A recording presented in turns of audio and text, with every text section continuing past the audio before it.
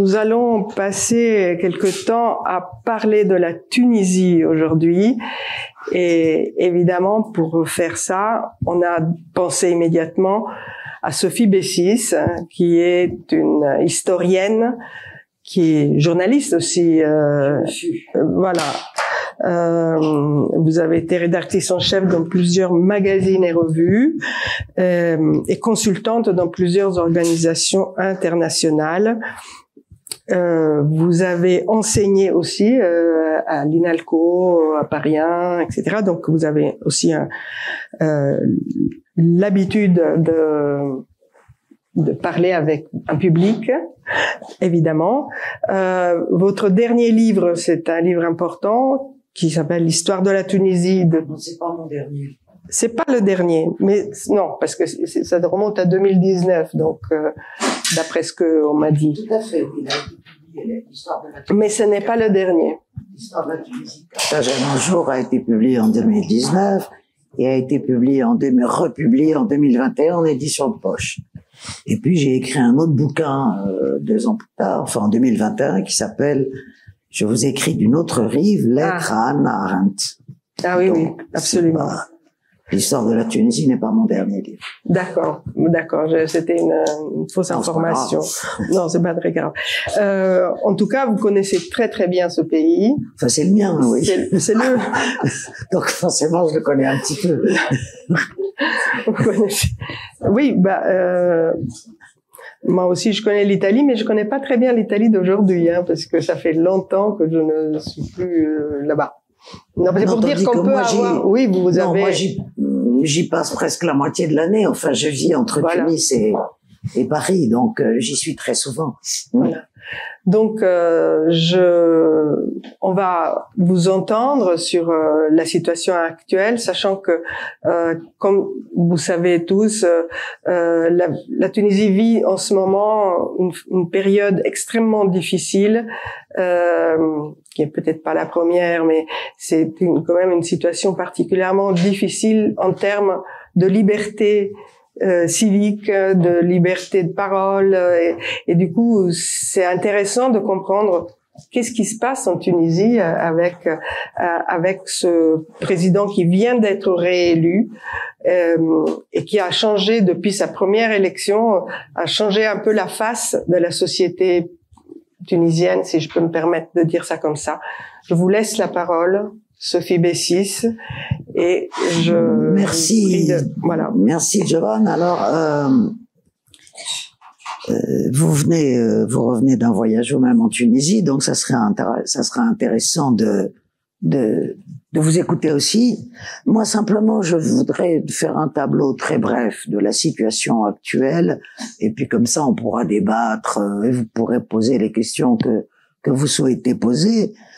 Alors, vous savez que une élection présidentielle a eu lieu dimanche, que le chef de l'État qui vient d'achever un mandat de 5 ans, donc se représenter pour un second mandat, ce qui est déjà tout à fait étonnant. Bon, vous savez aussi, je reviens un tout petit peu en arrière, que Kais Saïed a été élu tout à fait démocratiquement en octobre 2019, où au second tour de l'élection présidentielle, elle avait remporté 72% des suffrages des votants, ce qui était un score tout à fait honorable, dans un contexte où la Constitution de 2014 n'accordait que des pouvoirs très limités au président de la République, dans la mesure où c'était une Constitution qui avait un biais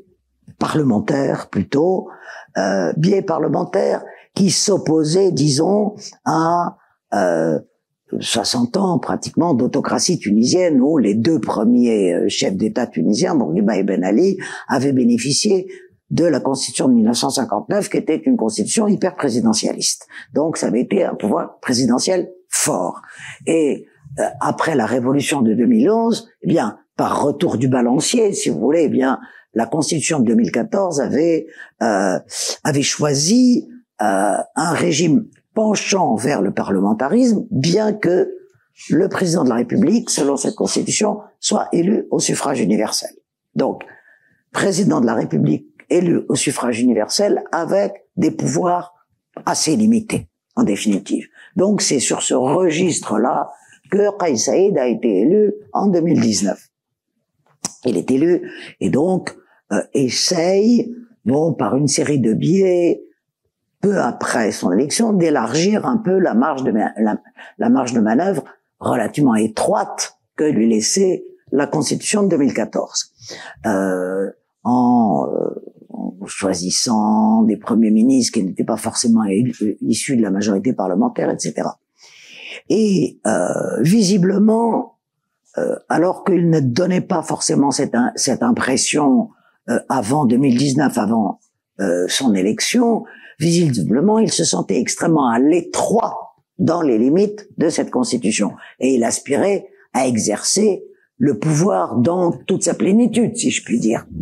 Et donc, en juillet 2021, le 25 juillet 2021, il fait ce que d'aucuns ont appelé un coup d'État, ce que d'autres ont appelé un coup de force, mais en tout cas, manipulant un des articles de la Constitution, qui est l'article 80 de la Constitution, il a déclaré un état une situation, comment ça s'appelle selon la Constitution, pas l'état d'urgence, un état d'insécurité imminent, ou quelque chose comme ça, et donc s'est octroyé la totalité du pouvoir. Le 25 juillet 2021, en fermant le Parlement, en suspendant la Constitution, et entre 2021 et 2023, à peu près, il a mis en place tous les éléments d'un retour à un hyper-présidentialisme. D'abord, en abrogeant ce qui est quand même juridiquement, je crois, je ne suis pas juriste moi-même, mais d'après les juristes constitutionnalistes, juridiquement assez original, c'est-à-dire que les décrets présidentiels ont eu pendant ce laps de temps ont eu préséance sur la Constitution.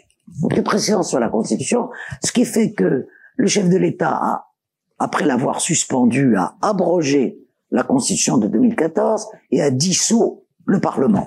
Et a rédigé de sa propre main, je vous passe les détails, une nouvelle Constitution hyper présidentialiste qui a été approuvée par référendum en 2022.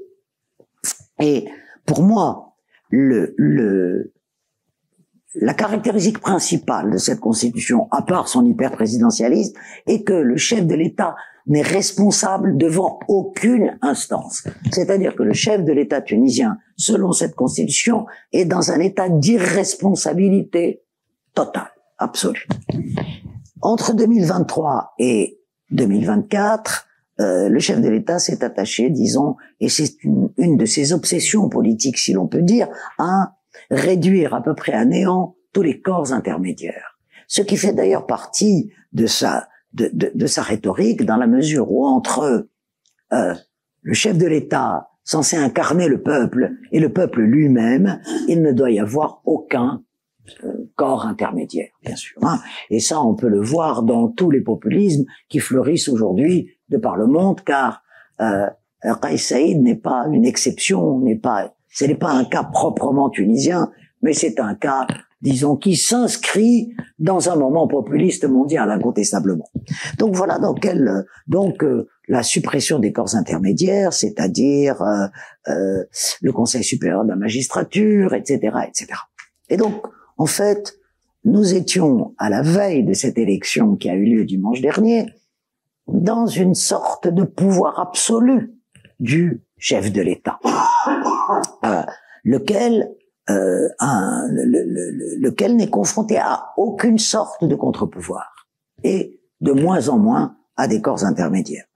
Et donc, le plus tard possible, le chef de l'État a annoncé sa propre candidature à un nouveau mandat, et ce qui est quand même assez intéressant, qui permet de comprendre ce qui s'est passé le 6 octobre, c'est que dans les limites constitutionnelles, il a fixé l'élection présidentielle au 6 octobre, mais n'a pas fixé l'ISI, l'instance supérieure des élections, a fixé l'élection au 6 octobre, mais n'a pas fixé de date du second tour.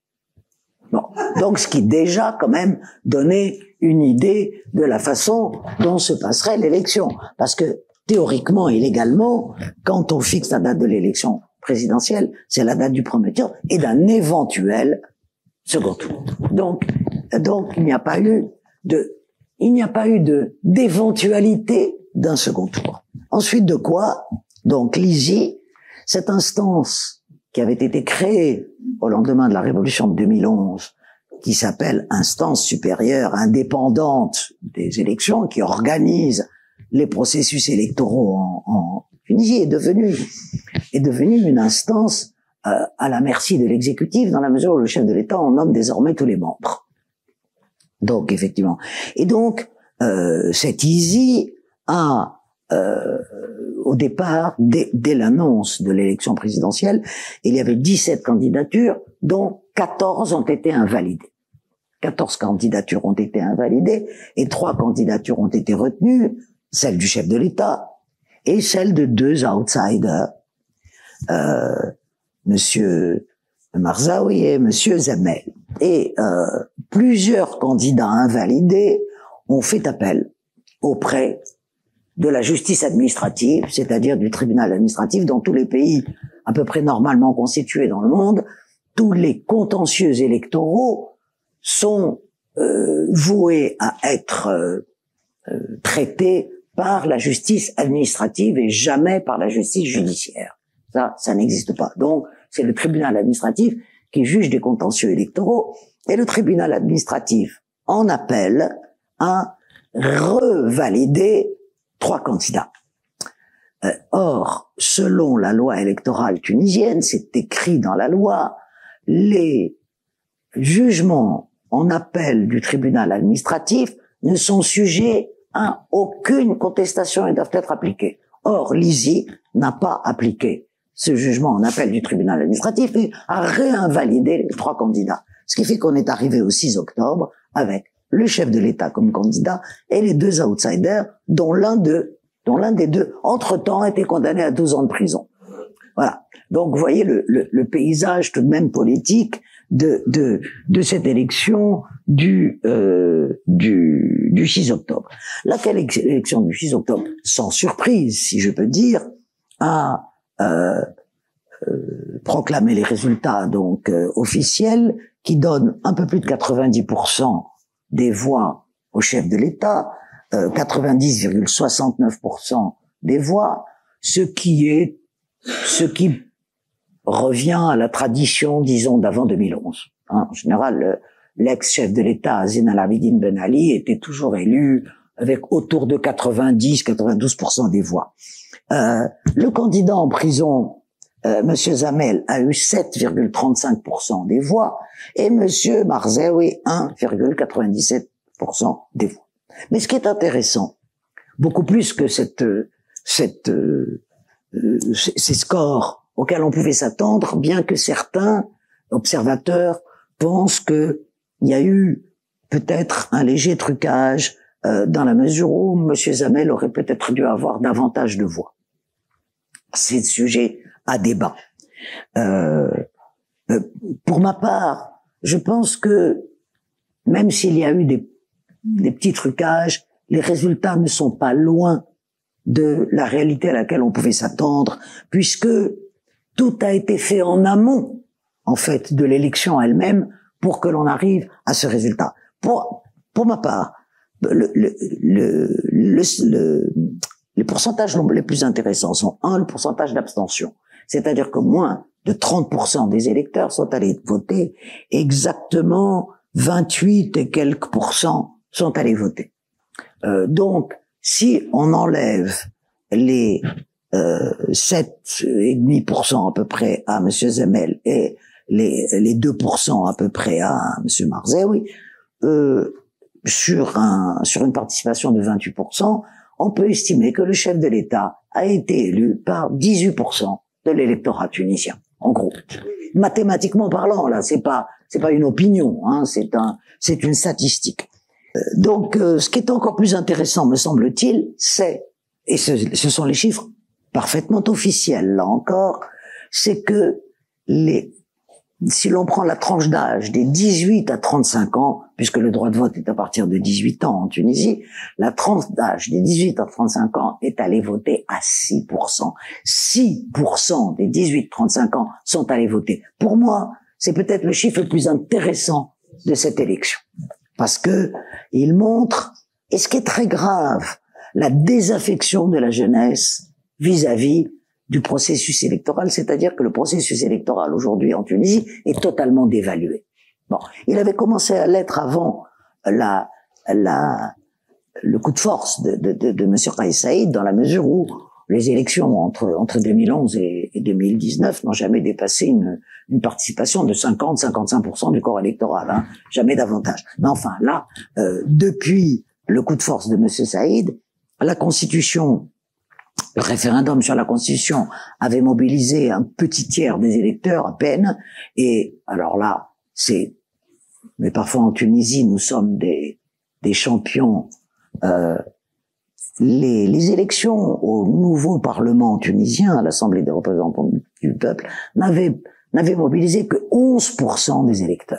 Donc, il y a cette désaffection progressive qui est extrêmement importante, et donc, évidemment, le processus électoral, la démocratie ne se résume jamais à un processus électoral, mais le processus électoral est un élément de la démocratie, et donc ce processus électoral, cette condition de la construction d'une démocratie est totalement dévaluée chez la jeunesse tunisienne.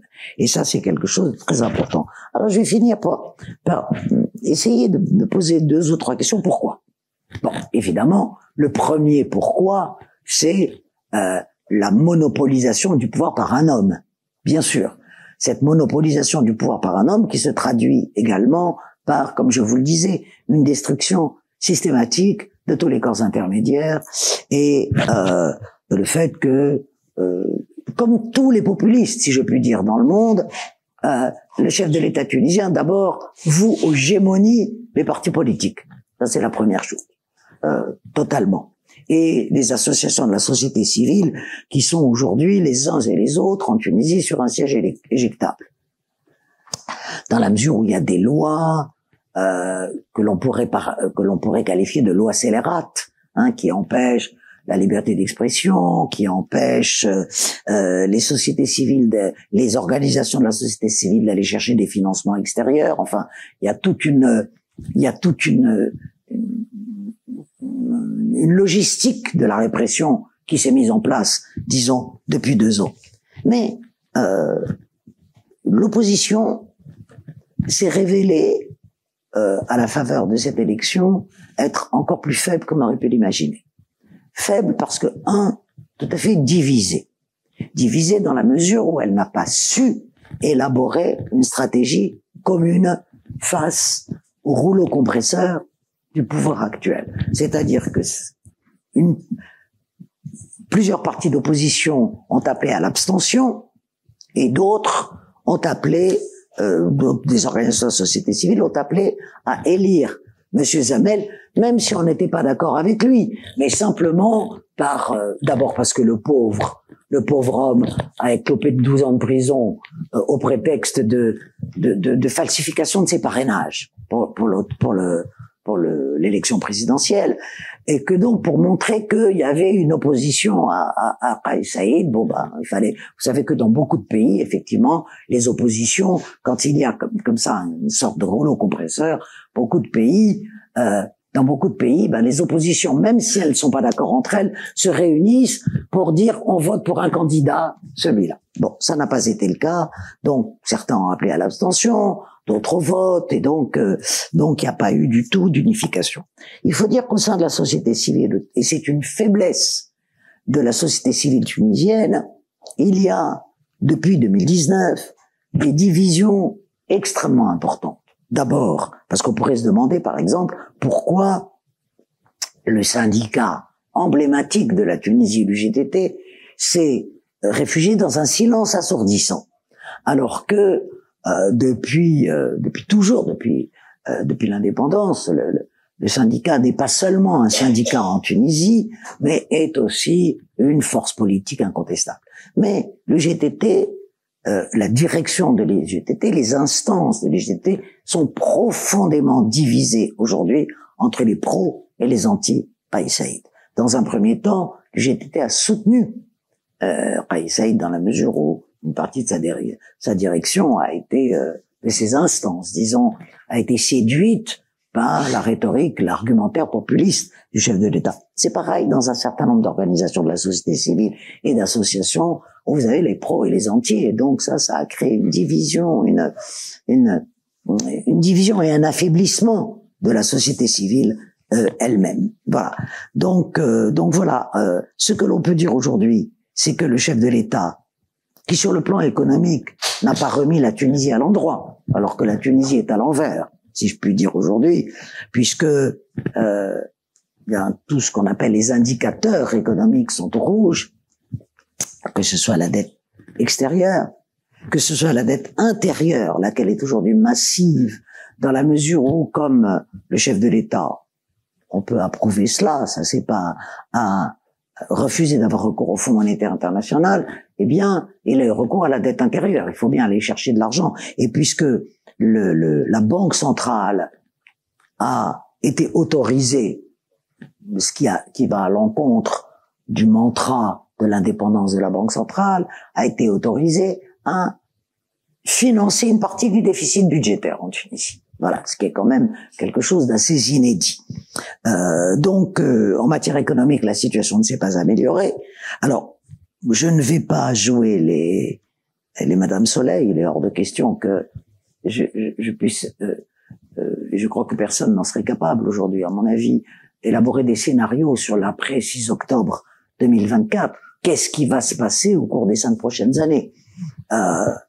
Alors, il y a deux possibilités. Soit le chef de l'État assuré d'avoir devant lui un nouveau mandat élu à 90% va desserrer les boulons. Certains espèrent ce scénario-là. Autre scénario, bien au contraire, il ne va pas desserrer les boulons et la dérive autocratique du pays va continuer, va se poursuivre dans la mesure où je crois qu'il faut pas oublier, et je terminerai par là, un élément qui me semble tout à fait essentiel. Non, je terminerai pas par là, j'ai encore une phrase sur Tunisie-Europe. Un élément qui me semble essentiel, c'est que Kais Saïd a un discours totalement messianique. Et donc, je crois que cette dimension messianique du personnage fait que aucune contestation n'est possible. On ne conteste pas un messie, par définition. Voilà. Et que donc, je crois que cela me fait penser que l'ouverture n'est pas pour demain. Un mot sur les alliances, mais je ne parlerai que de l'alliance. Quelle est la position de l'Europe, de l'Union européenne par rapport à cela? Et je crois que c'est extrêmement important. Vous savez que les pays de l'Union européenne, à l'exception de 2 ou 3 d'entre eux, ne cessent de se gargariser de leurs valeurs, et des valeurs de l'Europe. Bon, les valeurs de l'Europe sont devenues un élément de langage, beaucoup plus qu'une réalité. Et là, une fois, on le voit évidemment sur ce qui se passe à Gaza, sur ce qui se passe au Liban, je ne vais pas revenir là-dessus. On voit entre l'Ukraine et Gaza la géométrie variable de ces valeurs, évidemment. Mais en ce qui concerne la Tunisie, cela va plus loin. C'est-à-dire que les pays de l'Union européenne sont totalement silencieux sur la dérive que connaît la Tunisie aujourd'hui. Alors que, je le rappelle, les accords d'association entre l'Europe et les pays de la rive sud comportent tous un article 2, lequel article 2, qui est un article conditionnel, dit que le respect de la démocratie et des droits humains sont un élément central des accords d'association. Bon, il se trouve que l'Union européenne a toujours zappé l'article 2 de cet accord avec tous les pays partenaires. Donc elle continue à le zapper aujourd'hui avec la Tunisie, mais cela va plus loin. La Tunisie est devenue un hotspot en ce qui concerne évidemment la gestion des migrants. La principale alliée en Europe de la Tunisie est Madame Giorgia Meloni, qui a effectué avec Madame von der Leyen d'ailleurs pour la plupart une série de voyages en Tunisie, et il y a ce qu'on pourrait appeler une véritable lune de miel aujourd'hui entre l'Italie et la Tunisie, incontestablement. Entre la Tunisie, entre Kais Saied et Meloni. Entre Kais Saied et Meloni. Mais vous savez qu'aujourd'hui... C'est un peu différent. Bon, je veux bien.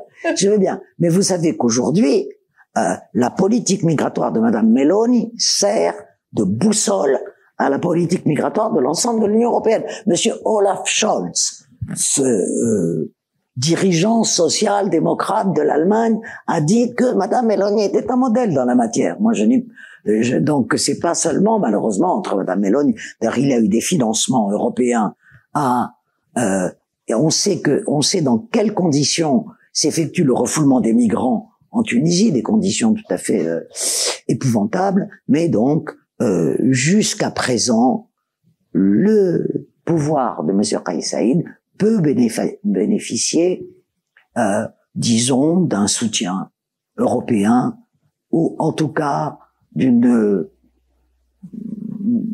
bénéficier, je peux dire, d'une bienveillance, Oui. de la bienveillance européenne, tant que Monsieur Kais Saied refoulera les migrants subsahariens, puisque vous savez que dans l'Europe d'aujourd'hui, et ça ne s'est pas amélioré depuis les dernières élections européennes, l'extrême droite donne le la à la politique migratoire européenne, et que donc la situation est tout à fait préoccupante de ce côté.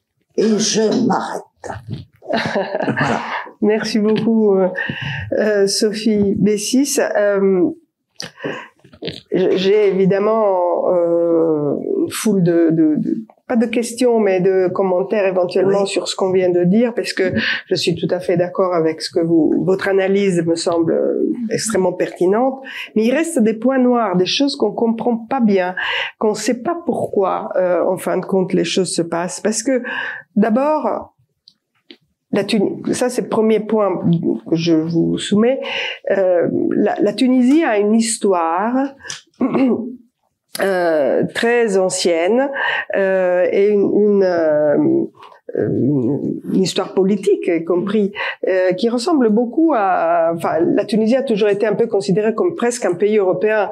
Je sais, mais je veux dire, il y avait une vie politique pendant très longtemps, déjà à l'époque de Bourguiba, qui n'était pas le plus grand démocrate de la planète, mais néanmoins, il y avait quand même une effervescence de partis politiques, une effervescence aussi dans les corps intermédiaires dont vous avez parlé, les corps intermédiaires étant ce qui se trouve entre le citoyen et l'État, donc les syndicats, les associations, la dimension culturelle et tout ça. Donc la Tunisie était dans mon expérience je dirais presque personnel, puisque j'ai beaucoup fréquenté la Tunisie et j'ai beaucoup aimé la Tunisie. Il reste il reste un point d'interrogation du pourquoi, alors qu'il y a disons toute une culture politique de la Tunisie depuis les années 30 du siècle dernier. Aujourd'hui, on se retrouve avec une situation qui est presque incompréhensible, que toute cette culture politique qui existe en Tunisie et qui a été pendant très longtemps qui a fait de la Tunisie un pays un peu à part, hein, mais même au niveau du Maghreb. Répondre d'abord à ça, c'est une longue question. Pardon. Importante. Non, très importante. Non, c'est une longue question, je veux dire, dans le contenu. C'est la question elle-même, pas du tout. C'est pas, bien sûr, non. Et je rappelle que Giovanna Tanzarella est allée très récemment en Tunisie dans le cadre d'une mission de la Fédération internationale des droits de l'homme, juste avant l'élection présidentielle, hein, voilà, pour se rendre compte de l'état des lieux, si je puis dire. Bon, alors, la culture politique de la Tunisie. Elle existe bien avant les années 1830. Hein. Je rappelle que la Tunisie est le premier pays du monde arabe à avoir eu une constitution en 1861. Qui a été précédé par ce qu'on appelle un pacte fondamental, c'est-à-dire une amorce de constitution en 1857, c'est-à-dire 25 ans avant l'instauration du protectorat français. Ça, c'est la première chose. Donc, il est vrai que la Tunisie a une culture politique incontestablement, mais c'est une culture politique d'élite. Il faut pas oublier, c'est toujours la même histoire. Les élites ont une vieille culture politique en Tunisie, et pas seulement depuis les années 1930. Et c'est la raison pour laquelle la seule petite chose que je conteste dans ce que vous venez de dire, c'est que non, la Tunisie ne ressemble. C'est pas parce qu'on a une culture politique qu'on ressemble à un pays européen. On peut avoir une culture politique autochtone, je veux dire. Hein. C'est pas si on prend la Turquie, l'Empire ottoman des Tanzimat, si on prend l'Égypte de Mehmet Ali, etc., etc. Donc il y a eu un moment réformiste dans le 19e siècle. Arabo-turco-persan, si l'on peut dire. Je peux rappeler également la révolution constitutionnelle en Iran en 1909, etc. Bon, donc il y a effectivement il y a eu une vie politique. Et en revanche, je tempérerai ce que vous avez dit pour Bourguiba. Tous les partis politiques à partir de 1962 ont été interdits sous Bourguiba. Entre 1962 et 1983, la Tunisie a vécu sous un parti unique. Donc bon, d'accord, avec des prisonniers politiques qui croupissaient dans les geôles des bagnes, c'était pas très marrant, Bourguiba. Mais là où vous avez raison, et qu'il y a quelque chose de très important, me semble-t-il. Bourguiba considérait ses adversaires comme des adversaires politiques. Voilà. Il ne les rabaissait pas, même s'il les torturait par ailleurs dans ces geôles, mais ne les rabaissait pas comme le fit plus tard Ben Ali à des prisonniers de droit commun, et dans le discours politique actuel, on les met en prison, on ne sait pas pourquoi. Oui, pour complot contre la sûreté de l'État. Voilà, c'est le seul. Donc, il y avait effectivement une vie politique, même si elle se passait de façon très, très, très difficile, même si les affrontements étaient très difficiles. Mais, il ne faut pas oublier, pour essayer, je ne vais pas répondre à votre question de Giovanna, parce que c'est trop compliqué, d'une certaine façon, de dire pourquoi on en est arrivé là. Il faut pas oublier que, à part entre 2011 et 2021, c'est-à-dire pendant 10 ans, la Tunisie n'a jamais eu aucune expérience démocratique. À l'époque précoloniale, sous le pouvoir bellical, à l'époque coloniale, et entre 1956 et 2011, on a eu affaire à 2 autocraties. Donc, il n'y a pas de culture démocratique qui s'est enracinée dans l'habitus quotidien des Tunisiens. Ça, c'est une chose qui me semble très importante. Et puis, autre chose, la Tunisie a toujours été une société assez fracturée, dans la mesure où, effectivement, vous avez parlé des élites tunisiennes. Alors, il y a eu incontestablement en Tunisie des élites réformistes. Il y a même eu des élites que je pourrais qualifier de révolutionnaires. Après tout, le Parti communiste tunisien a été créé en 1922, au lendemain du congrès de Tours, hein, ce qui est quand même pas inintéressant.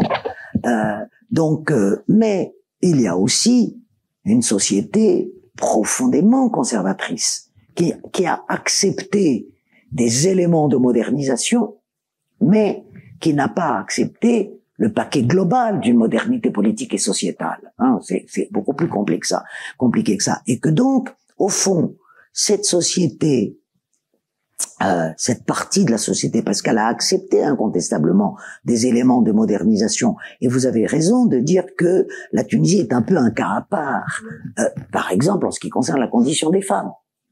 Même si le code du statut personnel est loin d'être un code égalitaire, hein, il faut pas rêver, mais tout de même, c'est un code qui est beaucoup plus avancé que dans le reste du monde arabe. Ça, sans nul doute. Donc, disons qu'il y a des éléments, je dirais qu'il y a des éléments de singularité dans la Tunisie, incontestablement, par rapport à son voisinage. Mais aujourd'hui, en plus, avec 10 ans de pouvoir ou de participation au pouvoir des islamistes qui ont quand même tenté de réislamiser la société tunisienne. C'était leur objectif, c'était leur but. Tous les partis islamistes sont dans des processus de réislamisation quand les sociétés sont à leur goût trop sécularisées, bien sûr. Donc aujourd'hui, on a quand même une partie de l'opinion qui se satisfait, du discours extrêmement conservateur de Kais Saïd. Faut pas oublier que Kais Saïd, et même s'il a mis tous les dirigeants de Nahda en prison, du parti islamiste, mais idéologiquement n'est pas très éloigné de Nahda. C'est pour des raisons de rivalité politique que les dirigeants de Nahda sont en prison. Donc c'est un homme extrêmement conservateur. C'est un homme qui fait montre d'une religiosité tout à fait ostentatoire, beaucoup plus que ne l'ont jamais fait Bourguiba et Ben Ali, qui ont géré la religion, mais qui eux-mêmes n'ont jamais fait montre de... Quand il fallait aller à la mosquée, ils y allaient, je veux dire, c'est pas... Mais ils n'ont pas cette religiosité ostentatoire qu'a Kais Saïd. Et puis, cet aspect aussi très nationaliste arabe. Kais Saïd est un nationaliste arabe, ce qui correspond à la sensibilité d'une partie des Tunisiens, incontestablement. Et donc, vous avez une série d'éléments qui fait que, même si sa popularité s'est incontestablement érodée depuis 2021, bien sûr, il n'a plus du tout la même popularité, puisque moi je pense aussi que si tout a été évité en amont tout a été fait en amont pour éviter un deuxième tour, c'est que justement il y avait une crainte du chef de l'État sur l'érosion de sa popularité. Mais il n'empêche qu'il y a des éléments lourds qui font que il n'est pas unanimement détesté par la population tunisienne, et que voilà, il y a tous ces éléments qui font que, eh bien, sa rhétorique, son argumentaire, ses propres convictions correspondent à une partie de ce que pense, de ce que ressent la société tunisienne. Oui, j'entends très très bien votre propos. Alors je me trompe peut-être, on peut ne pas être d'accord avec moi. Non, moi je voilà suis... mon analyse. Moi, c'est ce que j'abonde totalement dans ce sens-là, pour avoir justement très récemment aussi eu des contacts avec beaucoup de corps intermédiaires, comme on les a définis. Mais je voulais dire autre chose. Il y a quelque chose d'un peu troublant. Quand je dis la Tunisie est un peu un pays européen, c'est aussi parce que en Europe, l'extrême droite, conservatrice, réactionnaire, est désormais dans plusieurs pays du nord de l'Europe, et pas que du nord de l'Europe, ici, même au sud de l'Europe, il y a maintenant l'arrivée au pouvoir de l'extrême droite, et ce qui me fait penser que la Tunisie est vraiment un pays européen, c'est-à-dire qu'il y a là une espèce de truc un peu mystérieux qu'on peut considérer comme tel. Il y a des choses sur lesquelles il y a par exemple le sujet de la migration, qui est fondamental en Europe pour justifier la présence de gouvernements d'extrême droite dans le nord, très civilisé entre mille guillemets, de l'Europe, dans beaucoup de pays, et y compris dans des pays comme l'Italie et comme la Tunisie, donc que je continue à considérer comme étant... Non, c'est pas du tout la même chose.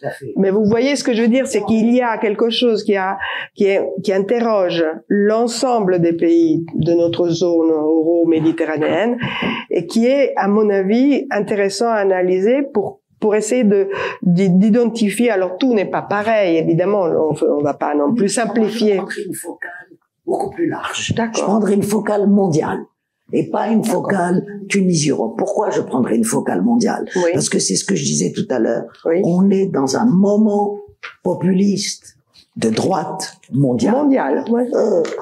Alors effectivement, la Tunisie est entrée dans ce moment de plein pied avec le pouvoir de Kais Saïd. L'Europe, malheureusement, est plongée, disons, dans une avancée absolument phénoménale de l'extrême droite, qui n'hésite pas effectivement et d'ailleurs, le discours du pouvoir tunisien aujourd'hui sur la migration est un discours de type zemmourien, puisque l'argumentaire en février 2023,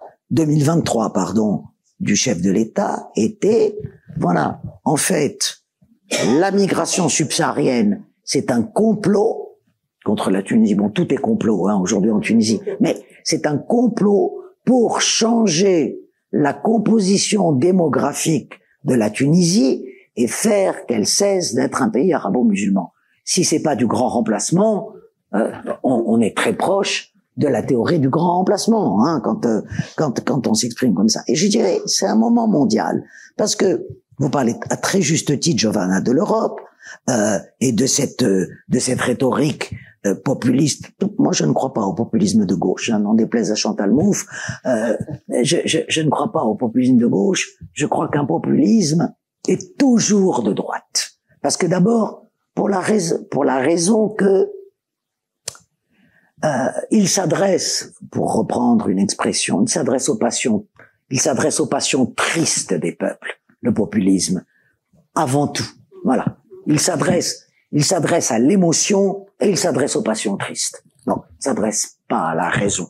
Quand on dit, par exemple, que tout est complot, on ne s'adresse pas à la raison. Mais, et pourquoi je dis c'est un phénomène mondial? Donald Trump, qui peut être réélu dans 3 semaines, est tout à fait dans cette logique-là. Vous prenez le premier pays le plus peuplé du monde, qui est l'Inde, de monsieur Narendra Modi, est dans cette logique-là, totalement, de l'extrême droite, de la stigmatisation d'une partie de la population. En l'occurrence, en Inde, ce sont les musulmans, qui sont totalement stigmatisés et exclus de la communauté nationale, hein, puisqu'au fond, qu'est-ce qui réunit toutes ces extrêmes droites mondiales et ces populismes? C'est le refus absolu de l'altérité intérieure. C'est cette peur panique et cette haine absolue de l'altérité. Et moi, je crois que c'est ça qui les réunit toutes. Et dans ce cas-là, effectivement, il n'y a aucune raison pour que M. Kais Saied ne soit pas adoubé par les extrêmes droites européennes. Voilà, moi, plutôt comment je verrais les choses, plutôt on peut parler, comme vous le faites, d'une proximité, mais c'est pour ça que je dis j'élargis la focale. On est dans un moment mondial aujourd'hui. Je ne parle pas. On pourrait trouver d'autres exemples à la limite. Hein, voilà. Est-ce que je peux vous poser une question, c'est-à-dire comment voyez-vous l'émergence en Tunisie d'une alternance, d'une alternative plutôt. C'est pas tout à fait pareil. Non, c'est pas du tout pareil. Non, je me suis trompée de mots. Et je me demande, aujourd'hui, il y a tous les éléments, tous les ingrédients qui permettraient d'imaginer une alternative au pouvoir de Kais Saied, parce que c'est vrai qu'il y a beaucoup de gens qui l'apprécient, mais il y a énormément de Tunisiens qui n'arrivent pas à le comprendre même. Et je me demande quelle pourrait être la voie d'une alternative, de l'existence d'une alternative potentielle, politiquement parlant, en Tunisie, parce que ça c'est vraiment quelque chose qui m'a choquée quand je suis allée là-bas, parce que il y a une société civile qui a une certaine effervescence, qui continue à travailler, etc. Mais on ne voit pas un pays comme la Tunisie, qui a fait une révolution incroyable en 2011. Aujourd'hui, on n'arrive pas à trouver les ingrédients d'une alternative. Parce que Kais Saied n'est pas aimé par toute la Tunisie. Non, tout à fait d'accord. Du tout. Bien sûr. Quelle pourrait être la piste, ou quelles seraient les forces? Je vais commencer par vous dire, je ne sais pas. Je vais commencer par vous dire, je ne sais pas. Si vous voulez, la révolution de 2011 oui. a été une révolution sans projet global. Qu'est-ce que je veux dire par là, pour m'expliquer, parce que ça peut être un peu rapide. C'est-à-dire qu'il y a eu un moment, réunion de tous les ingrédients d'une population qui a fait peuple, pour dire ce qu'il ne voulait plus, mais n'était pas d'accord sur ce qu'il voulait pour l'avenir. Hein. Tout le monde était d'accord sur ce qu'on ne voulait plus, et personne n'était d'accord sur ce qu'on voulait. Et ça, c'est encore, me semble-t-il, sous des formes peut-être évolutives, c'est encore le cas aujourd'hui. Hein. Bon, ça c'est un. Alors, je ne sais pas. est-ce que est-ce que l'autisme du pouvoir aujourd'hui peut déboucher sur un épisode de violence? Je ne le souhaite pas, bien sûr. Alors. Je ne souhaite pas un épisode de violence pour la Tunisie. Je ne peux pas le souhaiter. Je préfère qu'il y ait une alternative démocratique à la Tunisie, en Tunisie. Mais qui va la construire? C'est ça le problème. Quels sont les acteurs possibles d'une alternative démocratique possible? Vous avez tout à fait raison de dire tout le monde n'est pas d'accord avec Kais Saied. Tout le monde n'aime pas Kais Saied. Il y a effectivement encore aujourd'hui des éléments d'une société civile qui aspirent à se battre, qui aspirent à avoir le minimum de respiration possible, parce que c'est ça aussi la question, pour continuer à se battre. Et il y a des partis politiques, bon, encore faut-il quand même dire qu'ils ont failli entre 2011 et 2021. C'est un constat triste. Mais je ne peux que le faire. Ils ont failli. Je vous donne un exemple de cette faillite. L'ex-président, l'ancien président Béji Caïd Sebsi avait créé un parti qui s'appelait Nidhet Tounes. Oui, Nidhet Tounes. Le parti Nidhet Tounes avait été créé. Bon, je vous passe les aléas de ce parti. Béji Caïd Sebsi décède quelques mois avant la fin de l'expiration de son mandat et donc, l'élection présidentielle est hâtée du fait du décès de Béji Caïd Sebsi. C'est à cette élection présidentielle de 2019 que c'est cette élection à laquelle s'est présenté Kais Saied. Le parti Nidhet Tounes, que Béji Caïd Sebsi avait fondé, a présenté 6 candidats. 6 candidats, non, c'est pas le parti qui a présenté, je m'exprime mal. 6 candidats à la présidentielle de 2019 étaient issus du parti Nidhet Tounes. S'il y avait eu un candidat, Kais Saied ne serait même pas arrivé au 2e tour. Voilà, si on additionne les voix des 6 candidats, c'est ça que j'appelle aussi une faillite de la classe politique, où, disons, la satisfaction d'ego surdimensionnée a joué un rôle central, si vous voulez, dans cette faillite. Alors, voilà, donc moi, je me dis quelles pourraient être les conditions d'une évolution vers un nouvel épisode de démocratisation de la vie politique du pays. Personnellement, j'espère avoir tort, je pense que ce sera long.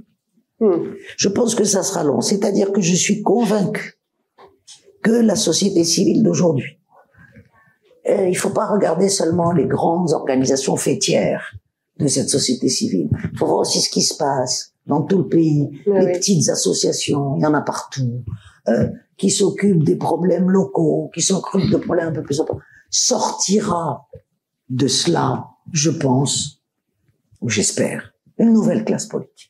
Une nouvelle classe politique qui sera peut-être plus ancrée dans ce qu'est la Tunisie du XXIe siècle. Je crois que la classe politique tunisienne qui a œuvré jusqu'en 2019 est une classe politique d'ancien régime, je pourrais dire. Elle ne correspond pas à l'après 2011. Elle correspondait plus à l'avant 2011 qu'à l'après 2011, cette classe politique. Alors peut-être naîtra de cette ébullition pas toujours visible quelque chose de nouveau qui prendra en charge le destin de son pays. Mais là, il faut du temps. Absolument. Sophie, je ne sais pas si vous êtes d'accord avec moi de demander un peu à nos amis qui sont bien sûr, évidemment, à distance et ceux qui sont dans la salle, si vous voulez poser une ou deux questions à Sophie Bessis. Je vois une main qui se lève. Et Gianni qui arrive. Vous dites que vous êtes optimiste, en gros. Vous devez juste, par curiosité personnelle, vous présenter. Ah, Suzanne Reiss. Pardon? Suzanne Reiss. C'est mon nom, voilà. Oui, vous parliez de l'éventualité d'une nouvelle classe politique qui peut émerger. Sauf que, ce qui va un peu en contradiction de ça, c'est que vous disiez vous-même que les jeunes de 18 à 35 ans avaient très peu voté. Donc, est-ce que vraiment ils s'y intéressent? Je crois que les formes classiques de la participation à la vie politique, certaines sont obsolètes aujourd'hui. Par exemple, la forme parti, vous n'aurez aucun jeune, ni en Tunisie ni en France d'ailleurs, qui va aller s'inscrire à un parti. C'est vraiment une minorité de gens. La forme parti a été la forme hégémonique de la vie politique durant le XXe siècle. Au XXIe siècle, je ne sais pas quel est le destin des partis politiques. Voilà. Donc, il y a des formes obsolètes. Moi, je crois que si les jeunes ne vont pas voter, ce n'est pas parce qu'ils se désintéressent de la politique. C'est parce que cette politique-là ne leur convient pas. Moi, je suis convaincu de cela. Hein. Oui, mais voilà. Ils n'en créent pas une autre. Ça met du temps. Je ne sais pas. Le chaudron associatif, disons, qu'est-ce qui va émerger de ce chaudron? Parce que quand on se balade un peu dans le pays, bon, à part le fait qui est tout à fait préoccupant, que 2 jeunes sur 3 veulent quitter leur pays, il faut pas oublier, hein, et ça c'est quelque chose de très préoccupant, ils veulent se tirer.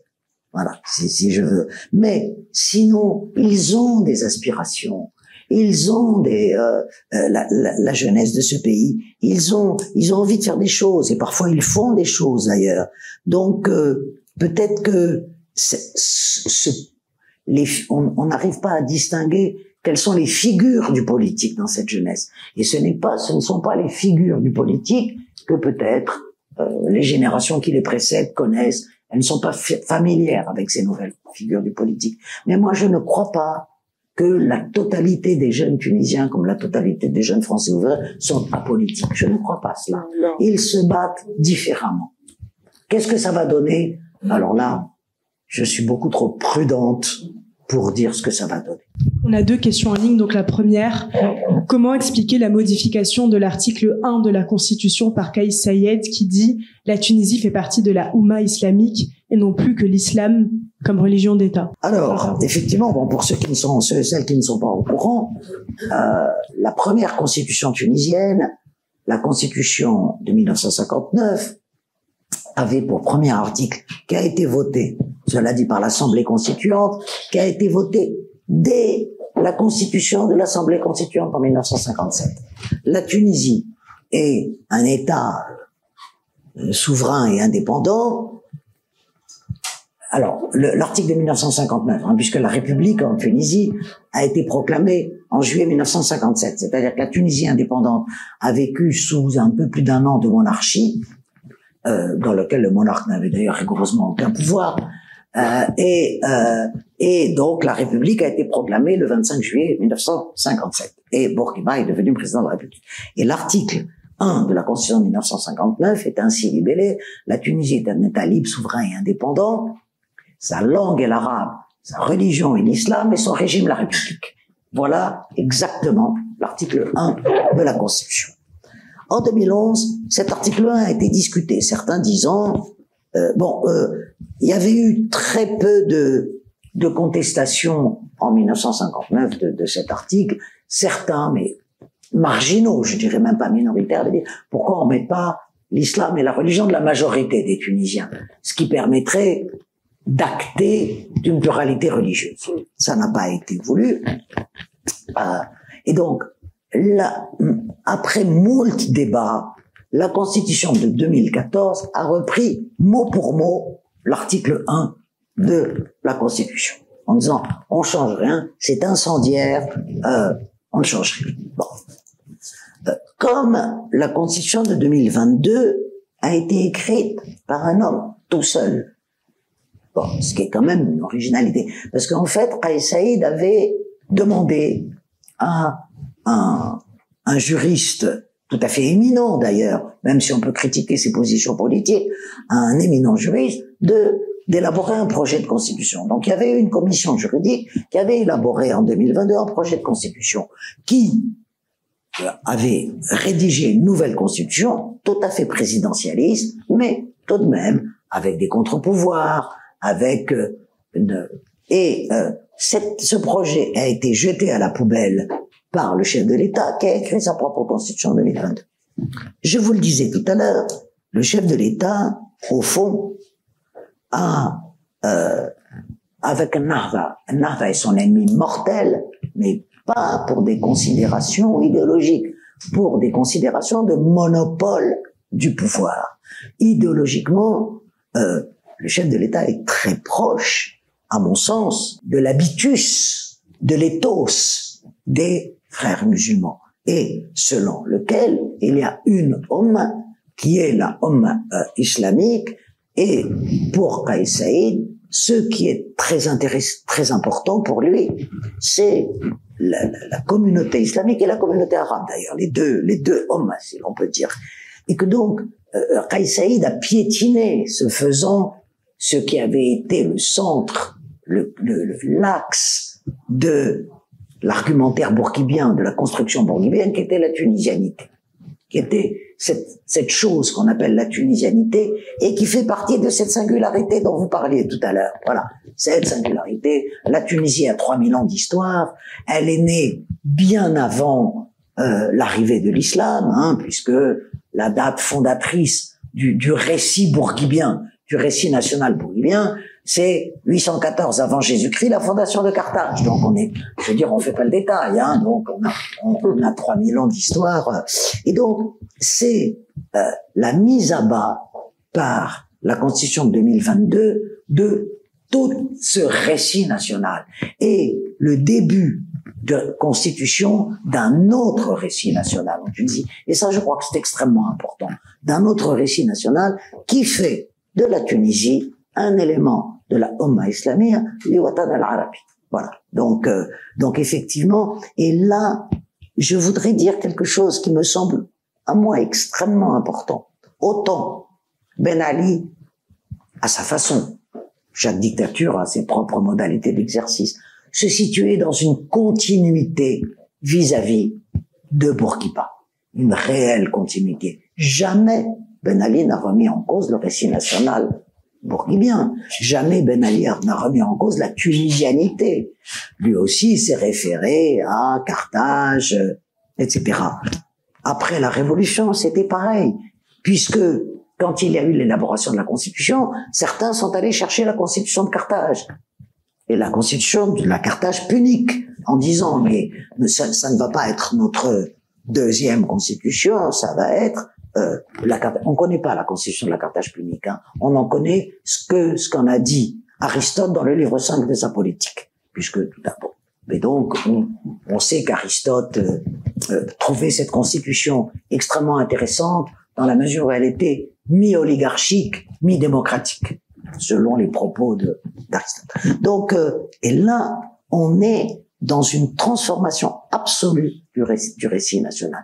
Nous ne sommes pas dans un retour à Ben Ali. Nous ne sommes pas dans un retour à l'ancien régime. Alors bien entendu, il y a des méthodes autoritaires qui se ressemblent, certes, mais on est en Tunisie dans quelque chose de tout à fait nouveau. Et singulier. Merci. Oui, bonjour, je m'appelle Claudine Dussolier. Vous avez souligné à un moment les difficultés économiques du pays. Et en termes de perspective, y compris démocratique, la question économique a quand même son rôle aussi dans la reprise de confiance, le renouvellement des forces. Et donc, je voulais savoir sur ce plan-là, est-ce que comment vous imaginez les obstacles, les possibilités, ou est-ce qu'il n'y a pas quelque chose qui pourrait venir d'un changement à cet endroit-là de la société? Et j'ajoute juste d'une manière plus générale, c'est pas une question, c'est que parler d'un pays comme on est en train de le faire de la Tunisie renvoie à une question effectivement plus générale de la question du renouvellement des forces politiques aujourd'hui, quel que soit le pays, et en évitant que ça soit, si ce n'est extrême droite, mais des gouvernements militaires ou des dictates strictement numériques. Mais du coup, la question, comme elle traverse aussi beaucoup de sociétés, c'est quel espoir dans la question économique et une amélioration de ce côté-là. Écoutez, évidemment, je n'imagine rien. J'essaie de voir avec les chiffres actuels. Hein. Alors, comment résumer cela? Il est vrai que les grands agrégats de l'économie tunisienne avaient commencé à se détériorer sous Ben Ali. Dans la mesure où l'économie tunisienne était devenue plus que par le passé une économie de type rentier. D'abord, et donc pas une économie de type productif. Alors que la Tunisie a eu un moment productif incontestablement, même si les choix économiques n'étaient pas forcément les meilleurs, mais elle a eu un moment productif. Et bien le système de Ben Ali est un système qui a privilégié la rente sur la production. Or, une rente, par définition, si on n'a pas des richesses colossales derrière, elle est condamnée à s'épuiser. C'est le propre d'une rente, c'est qu'elle s'épuise. Là, après 2011, en fait, les élites disons que la révolution de 2011 a d'abord été une revendication sociale. Ensuite de quoi, évidemment, le social et le politique étant intimement liés, il fallait changer le politique pour changer le social. Mais on a changé le politique sans changer l'économique et le social. C'est-à-dire qu'en réalité, les élites tunisiennes ont continué la politique économique d'avant 2011, grosso modo, en donnant, disons, de quelques satisfactions quand il y avait des revendications trop violentes. On donnait des satisfactions, c'est-à-dire que on augmentait le nombre de fonctionnaires, etc. Et la Tunisie a sombré encore plus dans un régime rentier. Après 2011, dans la mesure où quand les islamistes sont arrivés au pouvoir, la première chose qu'ils ont fait, c'est d'abord de se servir. Ils ont été élus, pas tellement pour des raisons religieuses, mais pour des raisons ils sont propres, on les a jamais essayés, en gros. Et puis ils sont propres. Bon. Et puis ils ont appris très vite, avec une célérité tout à fait digne d'éloge, ils ont appris comment on se corrompait, comment, voilà. Et donc, ils ont, pour se créer une base sociale, ils ont recruté dans la fonction publique dans des proportions absolument pharaoniques. Bon, ce qui fait qu'effectivement le fonctionnement de l'État en Tunisie est un fonctionnement qui interdit qui ne laisse plus aucun fonds à l'investissement. Voilà. Tout va au fonctionnement de l'État. Et déjà, c'est quelque chose d'extrêmement préoccupant. Et quand la Tunisie emprunte, elle emprunte pour faire fonctionner la machine. Et donc, la période 2011-2019 a été une période où le caractère rentier de l'économie tunisienne, ça, c'est accentué. Et puis, évidemment, les industriels, les hommes d'affaires, la conjoncture internationale, les agences de notation n'aiment pas du tout les révolutions. Ça, mais vraiment, ils n'aiment pas du tout. Une révolution, ça veut dire instabilité. Et que donc, effectivement, cette période d'instabilité a fait que l'économie tunisienne en a souffert. D'autant qu'il ne faut pas oublier, il y a eu des attentats, l'attentat du Bardo, entre autres, qui fait que le tourisme, qui correspond à peu près, disons, les recettes du tourisme à 8% du produit national brut tunisien. Le tourisme s'est effondré, ce qui a été très dommageable pour la Tunisie. Il y a eu un processus de désinvestissement très important. Non pas de désinvestissement, mais d'arrêt de l'investissement, aussi bien national qu'étranger. Et aujourd'hui, ni l'investissement national, ni l'investissement étranger n'ont repris. D'autant que l'investissement national, les industriels et les hommes d'affaires nationaux meurent de peur, de toute façon, de bouger. Donc, un processus, et donc ce processus de non-investissement a entraîné un processus de désindustrialisation extrêmement important. Et aujourd'hui, la Tunisie est en voie de désindustrialisation, ce qui est effectivement, parce que tout cela, évidemment, concourt à l'accroissement du chômage et du chômage des jeunes. Le chômage global, disons, évolue, si mes souvenirs sont bons, entre 16 et 18% de la population active, mais atteint 40% chez les jeunes, atteint 30 à 40% dans la jeunesse. Ce qui vous explique d'ailleurs pourquoi ce désir d'émigration également. Donc voilà. Alors, je vous le disais, la dette extérieure a est-ce que j'ai mis des chiffres ici où j'ai la flemme? Oui. Non, j'en ai mis. La dette extérieure a atteint en 2023 81 milliards de dinars divisé par 3,2 pour obtenir l'équivalent en euros, par 3,2, 3,3. Donc une augmentation de la dette extrêmement importante. Le chef de l'État, Kais Saïed, avait imaginé, pour renflouer les caisses de l'État, recourir à ce qu'il appelait la réconciliation nationale. La réconciliation nationale, c'était un processus étant donné le postulat du pouvoir étant que tous les industriels sont corrompus, qu'ils sont tous des voleurs, eh ben on va leur proposer la chose suivante. Ils vont éviter toute inculpation en donnant des sommes colossales à l'État. Et on ferme leur dossier. Voilà quel était le processus de réconciliation pénale. Et le chef de l'État espérait récupérer des milliards de ce processus. Or, il n'a rapporté que quelques millions. Voilà. Donc, c'est un échec, ce processus de réconciliation pénale. Alors, jusqu'à maintenant, les bailleurs de fonds bilatéraux et multilatéraux ont octroyé quelques petits prêts qui permettent à la Tunisie, au fond, de payer les salaires. En gros, c'est-à-dire d'éviter une révolte généralisée. Mais ça ne va pas plus loin.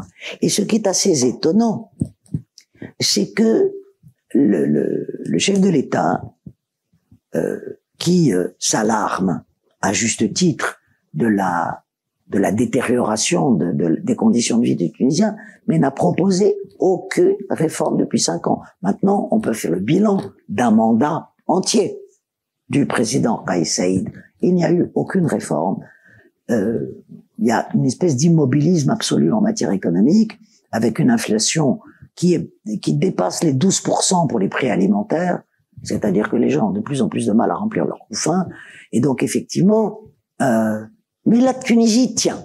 Voilà, elle tient. Le tourisme a été excellent l'année dernière, ce qui a permis un souffle. Voilà, un souffle. Hein, ça a été une très bonne année touristique. Voilà un peu la situation de l'économie tunisienne. Mais ce qui est très préoccupant, c'est que le taux de croissance varie entre 1 et 2%, ce qui est à peu près nul. Et je vois pas. Non, mais elle va, Nadia. Voilà. Et que le contenu de la croissance est tout à fait préoccupant aussi. Voilà. Alors, donc, on a un participant en ligne qui a posé une question dans le chat et qui lève aussi la main. Donc, Soraya, si vous voulez, vous pouvez prendre directement la parole. Comment, et vous l'avez évoqué d'ailleurs avant, mais comment expliquez-vous le retour ou la persistance des pratiques de l'ancien régime à travers la figure novice de Kais Saïed? Qu'est-ce que ça dit de la transition politique? Qu'est-ce que ça dit du changement de régime? La nature du régime actuel n'est pas la même que celle de l'ancien régime. Certaines méthodes lui ressemblent. Voilà. Je pose une autre question alors de savoir si tous les chefs d'Enarda sont en prison, est-ce qu'Enarda... Pas tous.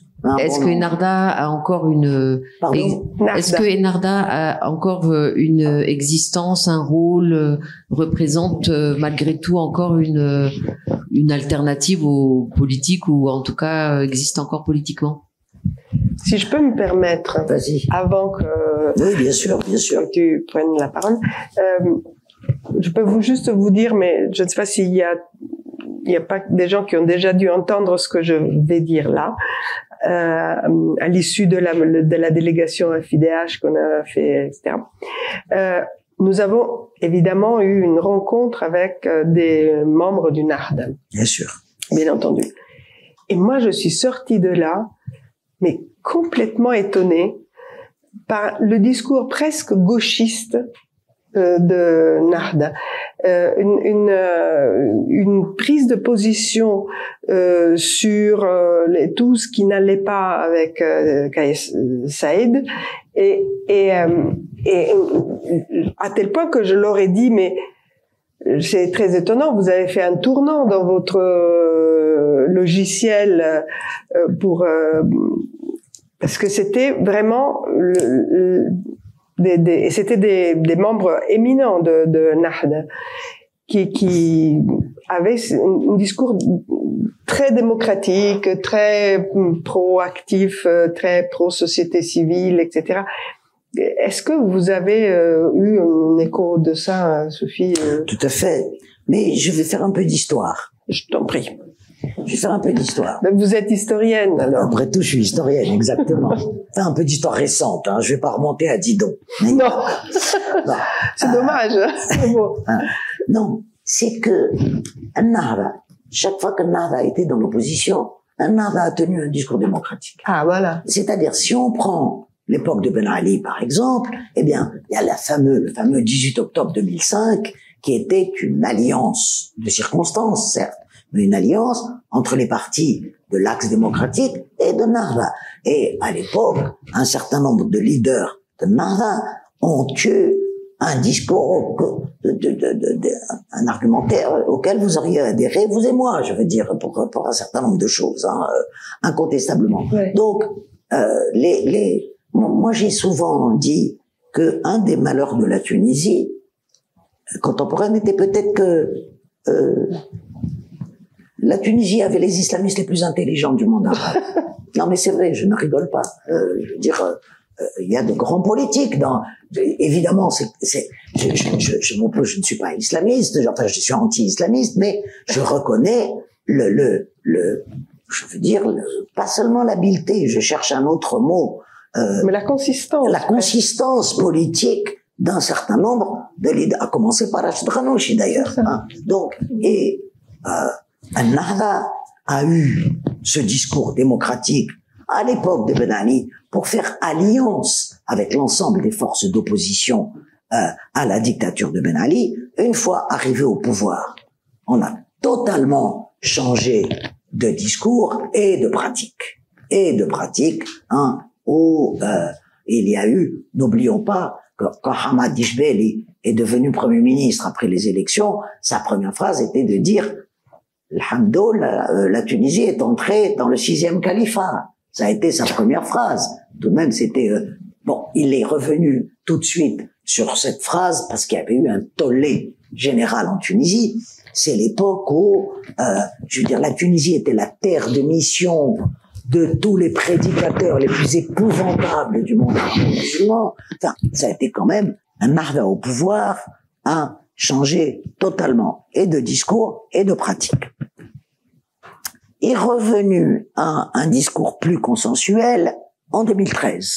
En 2013, il y a eu la fameuse occupation du Parlement, et Nahda a eu très peur.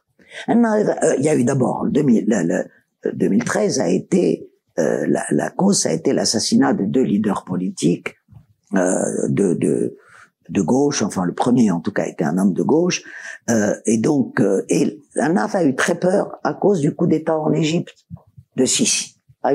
Ça a été un tournant, le coup d'État militaire et le renversement du régime de Morsi en Égypte, en disant les gens de Nahda n'avaient pas envie de retourner en prison. Hein, je crois qu'il y a quelque chose de très important là. Et donc il y a eu au bout de plusieurs mois de tensions extrêmes qui ont été gérées avec succès d'ailleurs par le quartet, c'est-à-dire ce qu'on appelle le quartet en Tunisie, ça a été le comité de conciliation, disons, qui a eu le prix Nobel de la paix en 2015, la Ligue des droits de l'homme, l'UGTT,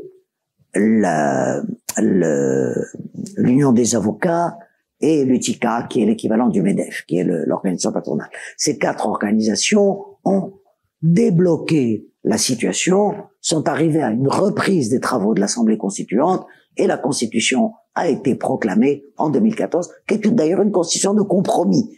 Disons que Nahda avait donné son propre projet de constitution, qui était absolument inacceptable par les démocrates en 2012, et a été contrainte à un compromis pour la constitution de 2014. Et là, on rejoue un peu le même scénario d'une certaine façon. Nahda étant revenu dans l'opposition, Nahda a récupéré un discours démocratique. Donc, je reconnais, il y a peut-être d'ailleurs des gens qui se sont convertis à certaines pratiques démocratiques au sein de Nahda, mais globalement, j'ai certaines réserves, disons, sur ce type de conversion. Maintenant, pour répondre à votre question, je pense que le parti de Nahda ne constitue pas une alternative pour la Tunisie. Certainement pas. Qu'il faut, justement, il faut d'autres alternatives. Cependant, le parti Nahda a un socle incompressible, à mon avis, d'électeurs. Il faut pas qui, de la vie générale, c'est pas le mien propre, correspond à 15 à 20% de l'électorat potentiel. Disons, qui adhère au projet politique de ce parti. Ce parti a un projet politique qui a un certain nombre de sympathisants. Voilà. Ça a évolué quand même. Il a évolué. C'est-à-dire que, qu'est-ce qui se passe? En 2011, si vous prenez c'est très intéressant. En 2011, Ennahda, les dirigeants d'Ennahda ne connaissaient pas la Tunisie, ne connaissaient pas leur pays, dans la mesure où, au cours des 20 années précédentes, ils avaient été soit en exil à l'extérieur, soit en prison. Et donc, ils ne connaissaient plus leur société. Et donc, ils ont pris ils ont cru que la religiosité de la société tunisienne, dans sa majorité, était une adhésion à l'idéologie des frères musulmans. C'était pas le cas du tout. Et ils se sont trompés. Et ils ont mis un certain temps pour comprendre que pour certaines choses, ils s'étaient trompés. Dans ce sens-là, ils ont changé. C'est-à-dire qu'aujourd'hui, les dirigeants de Ennahda connaissent beaucoup mieux la société tunisienne qu'ils ne la connaissaient en 2011. Voilà.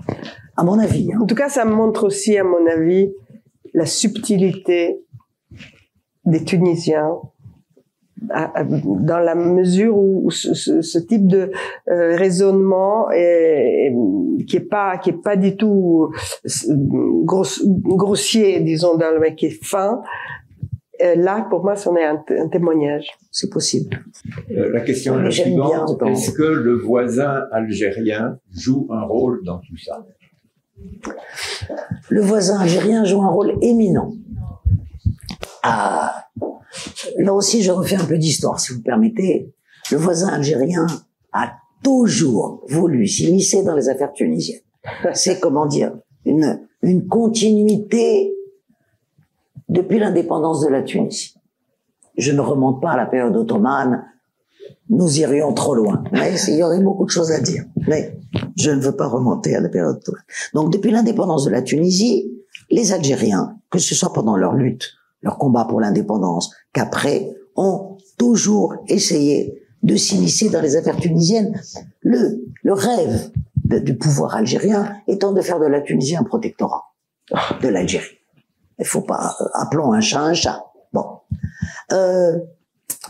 Le régime de Bourguiba a toujours tenté de se tenir à l'écart de l'Algérie, c'est-à-dire ne pas froisser ce puissant voisin, mais ne pas entrer dans sa logique de soumission à ce puissant voisin.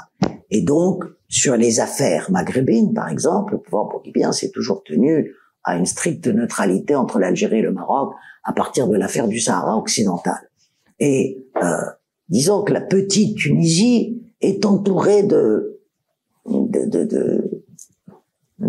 pays beaucoup plus puissants qu'elle. C'est la raison d'ailleurs pour laquelle, en 1960, la Tunisie a soutenu l'indépendance de la Mauritanie en disant « Oh là là, un petit pays, c'est formidable », alors que le Maroc ne reconnaissait pas à l'époque l'existence de la Mauritanie. Hein. Le Maroc a mis 3 ou 4 ans avant de reconnaître que la Mauritanie existait. Pour lui, la Mauritanie était une partie du Maroc qu'il lui convenait de récupérer.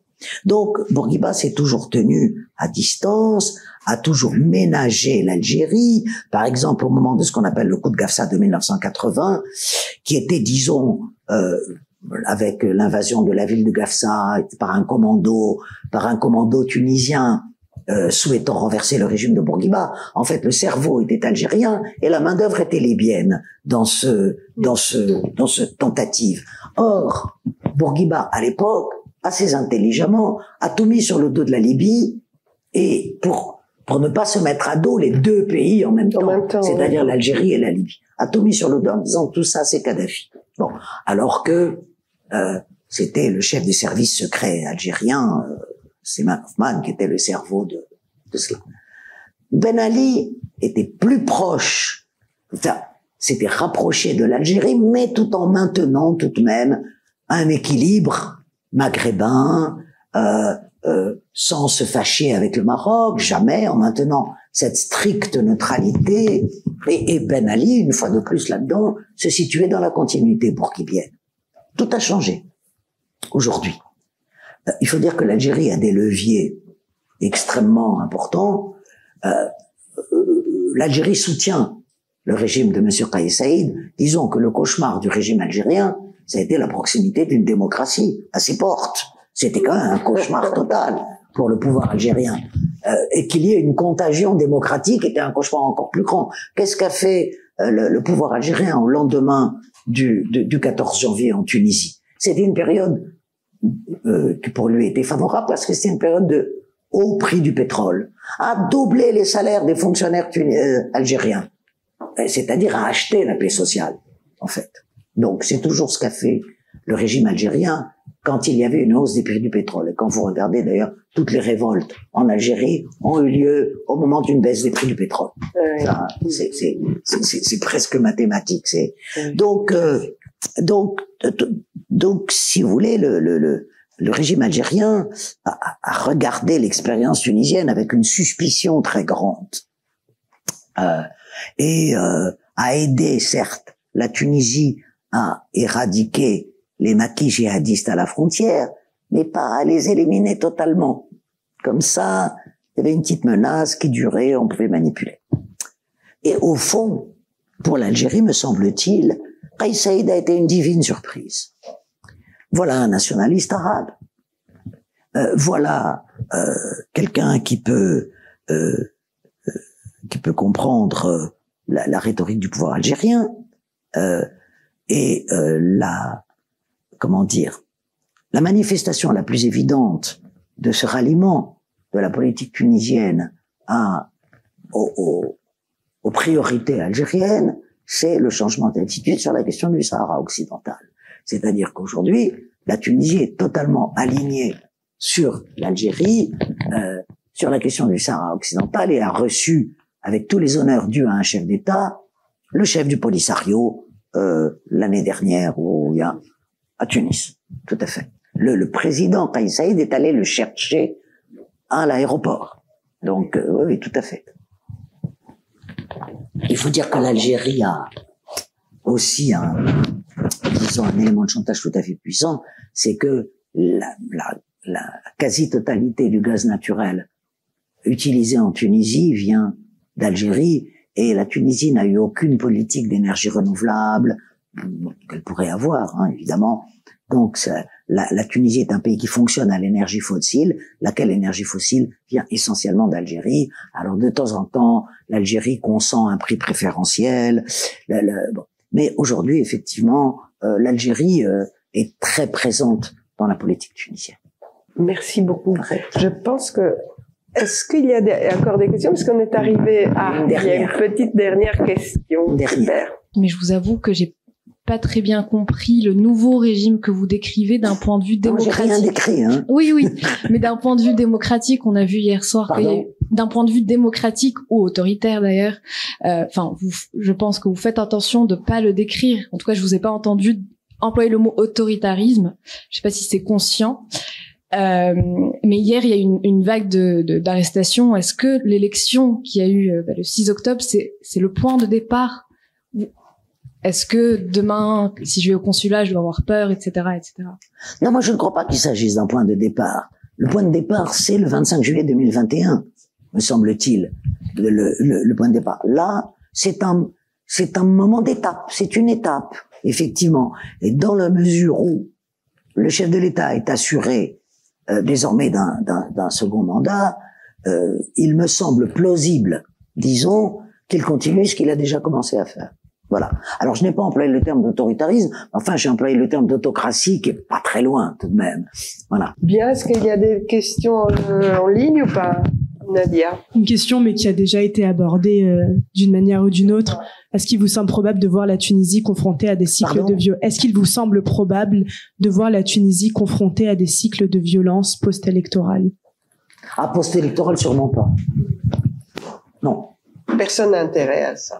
Personne n'a d'intérêt. Non, et puis ça aurait déjà commencé. Enfin, il y a eu une manifestation pour la Palestine avant-hier, je crois, pour le soutien au peuple palestinien, dans lequel un certain nombre de manifestants ont exprimé leur opposition au régime et leur critique de l'élection. Donc, ils ont été très vite maîtrisés par la police. Il y a eu quelques arrestations, mais à ma connaissance, il n'y a rien eu d'autre de plus depuis dimanche. Voilà. Merci beaucoup, Sophie Bessis. Je pense qu'on peut applaudir.